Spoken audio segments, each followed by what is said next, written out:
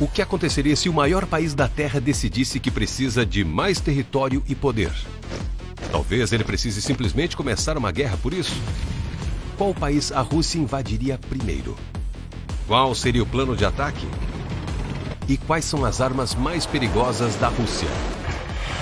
Este é AC, e isso é o que aconteceria se a Rússia começasse uma guerra. A Rússia ocupa 1/8 de todas as terras habitadas do planeta e está de olho em um de seus vizinhos europeus, a Ucrânia. A Ucrânia e a Rússia já tiveram conflitos no passado. Mais recentemente, a Rússia anexou a península ucraniana, a Crimeia, e apoiou uma rebelião separatista no leste da Ucrânia. Agora, a Rússia não quer que a Ucrânia se aproxime da OTAN. Ela quer a OTAN fora da Europa Oriental e ponto. Lembrando que a Rússia nem faz parte da OTAN para tomar esse tipo de decisão, mas pelo fato de ser uma das forças armadas mais poderosas do mundo, a Rússia talvez sinta que pode ditar as regras. Ok, melhor entendermos algumas coisas antes de avançar. Primeiro, a OTAN é a Organização do Tratado do Atlântico Norte e, neste momento, tem 30 membros. Os Estados Unidos, Canadá, Holanda e Reino Unido estão entre eles.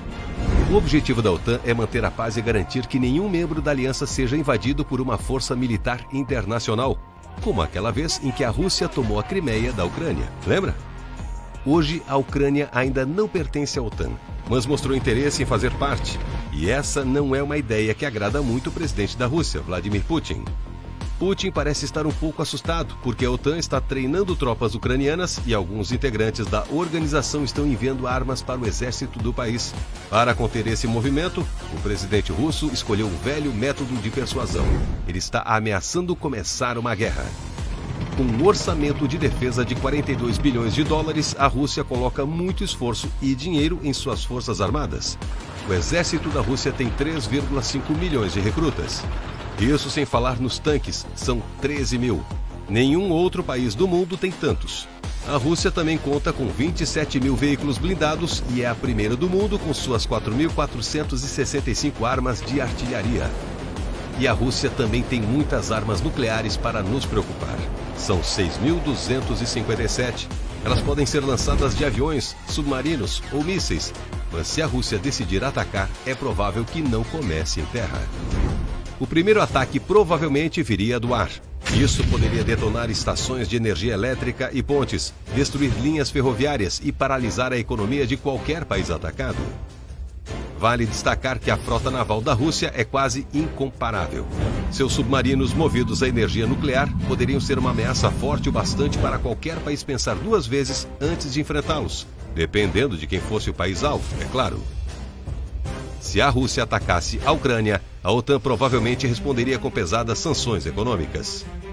Mas a Rússia tem seus próprios aliados. É membro da Organização do Tratado de Segurança Coletiva, a CSTO, na sigla em inglês. Trata-se de um grupo de 6 ex-estados soviéticos em uma aliança semelhante à OTAN. Cuba, inclusive, está nesse grupo. Então, se as coisas ficarem realmente difíceis, em uma tentativa de ataque aos Estados Unidos, Cuba funcionaria como uma base-chave para as tropas russas. Deve ser assustador ter 100 mil soldados russos batendo na sua porta. Mas essa não seria uma guerra para acabar com o país. É provável que a Rússia tenha algo a ganhar com isso. Podem ser recursos naturais ou influência política. Seja qual for o plano, ele não seria destruir tudo pelo caminho. Seria só causar alguns estragos para provar um ponto. No caso da Ucrânia, a Rússia poderia apenas bloquear a economia ucraniana. E para isso nem precisaria de grandes esforços militares. As guerras também não são mais como eram no passado.